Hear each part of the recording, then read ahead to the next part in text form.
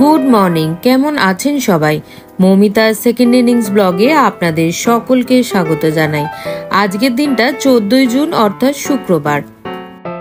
দুপুরে ঝটপট করে লাঞ্চ করে তিনজনে মিলে বেরিয়ে পড়লাম একটু শপিং করব বলে। ও আসল কথা তো বলাই হয়নি আপনাদের।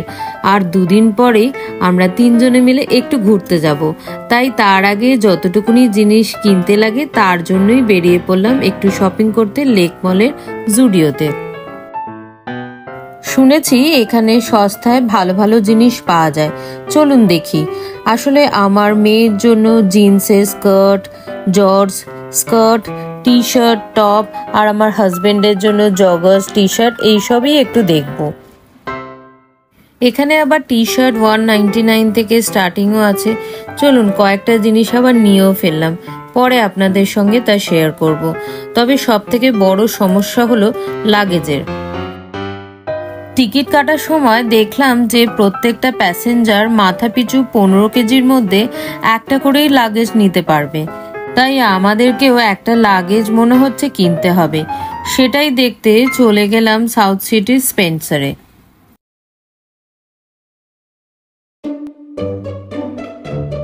এই স্টোরটা তো আপনাদের চেনাই আছে, লাগেজের ওপর আবার ভালোই ডিল দিচ্ছে। কোনোটা 3টে একসাথে নিতে পারেন, কোনোটা আবার একটার সাথে একটা ফ্রি। এত ধরনের লাগেজ দেখে কোনটা যে পারফেক্ট হবে আমাদের জন্য বুঝতেই পারছিলাম না। তবে স্পেন্সারে কর্মরত ভাইটি আমাদের খুব সুন্দরভাবে গাইড করলো, তাই এরই মধ্যে একটা পছন্দ করে নিয়ে নিলাম।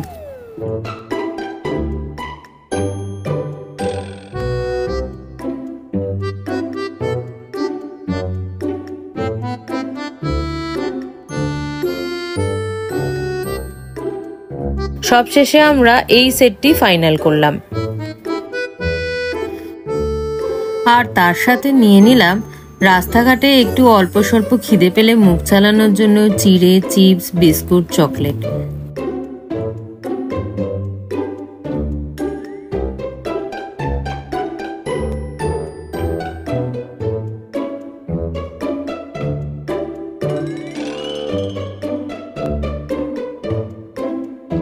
এই ফ্লোরে আই ক্যাচার বলে একটা সেলুন আছে। আজকে আমার ইচ্ছা আছে যে এখান থেকে একটু হেয়ার কাটটা করব। আসলে গতকাল 15 জুন তো আমার আবার জন্মদিন, তাই একটু ঘুরতে যাওয়ার আগে আর জন্মদিন উপলক্ষে একটু হেয়ার কাটটা করে নিলেই বা কেমন হয়। এখানে তো আমি প্রথমবারই কাটছি, দেখুন কি সুন্দর করে যত্ন সহকারে আমার হেয়ার কাটটা করে দিল। চলুন এবার বাড়ি ফিরে যাক, দেখতে দেখতে অনেকটাই রাত হয়ে গেছে। বাড়ি ফিরে দেখি আমার হাজবেন্ড আবার আমার জন্য কেক আর ফুলও অর্ডার করেছে, তাই আপনাদের সঙ্গে আমার প্রি বার্থডে কেক কাটিংটাও শেয়ার করলাম। দেখুন তো হেয়ার কাটটা করে আমাকে কেমন লাগছে। আসলে পরের দিন স্যাটারডে তো, আর সানডেতেই আমরা বেরোবো, তাই আর পরের দিন কোনো রকম নতুন করে বেরোনোর কাজই রাখিনি। এবারের বার্থডেটা বাড়িতেই কাটাবো বলে ঠিক করেছি।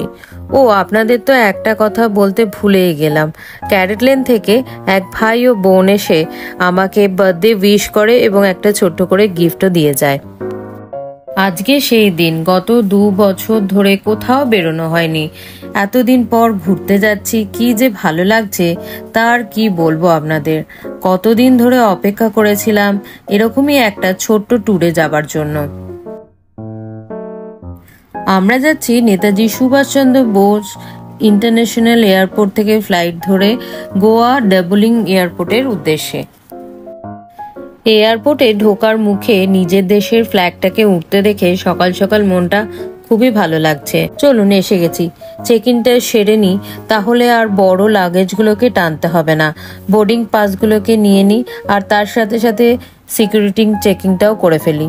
আসলে আমাদের ফ্লাইটটা 11:40 নাগাদ, কিন্তু একটু তাড়াতাড়ি এসে গেছি।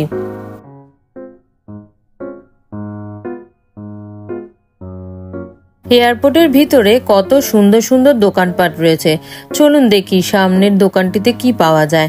আসলে একটা নেক পিলো নেওয়ার খুব ইচ্ছা ছিল, তবে তাড়াহুড়োতে কেনা হয়ে ওঠেনি। দেখি এই শপটাতে নেক পিলো আছে কিনা। তবে শুনেছি এয়ারপোর্টে জিনিসের খুবই দাম হয়।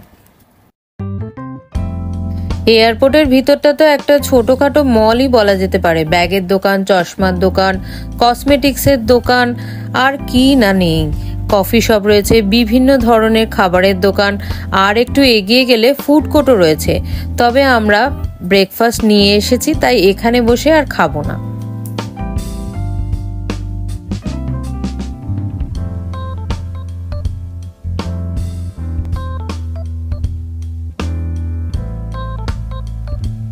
আসলে তাড়াতাড়ি আসার উদ্দেশ্যই হলো এয়ারপোর্টটাকেও একটু এক্সপ্লোর করতে পারবো, আর আমার মেয়ে এয়ারপোর্টে বসে ফাদার্স ডে সেলিব্রেট করবে, তারই জন্য। নিজে নিজেই বাবার জন্য একটা স্মার্ট ওয়াচও পছন্দ করেছে, আর একটা ফুলের বুকেও নিয়ে রেখেছে। তবে পেমেন্টটা আমিই করেছি, ছোট তো এখন তো কিছু রোজগার করে না, যখন করবে তখন নিশ্চয়ই দেবে। এই একই রকম টাইপের স্মার্ট ওয়াচও আমিও আমার বাবার জন্য পাঠিয়েছি।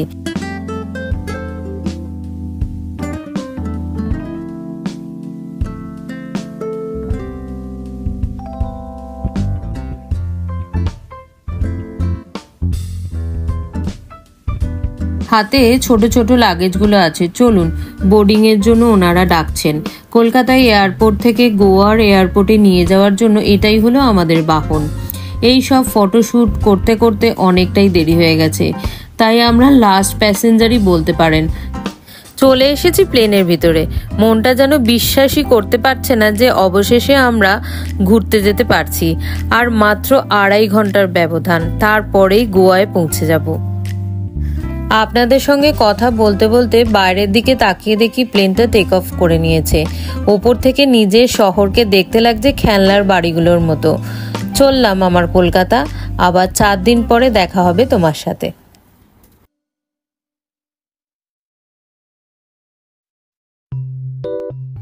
অনেকক্ষণ আগে বেরিয়েছি, খিদেও পেয়েছে। ফ্লাইটে উঠে একটু চা কফি আর তার সাথে ব্রেকফাস্টটাও সেরে নেবো।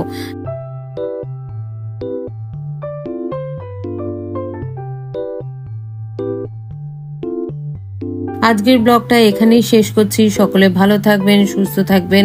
দেখা হবে নেক্সট ব্লগে গোয়া সিরিজ নিয়ে। আর ব্লগটা যদি ভালো লাগে তাহলে লাইক, শেয়ার ও সাবস্ক্রাইব করতে ভুলবেন না কিন্তু। দেখা হবে খুব শীঘ্রই পরের একটা ব্লগে। ভিডিওটা যদি ফেসবুক পেজে দেখে থাকেন তাহলে অবশ্যই পেজটিকে ফলো করে রাখবেন, যাতে পরের কোনো ভিডিও আপনারা মিস না করেন।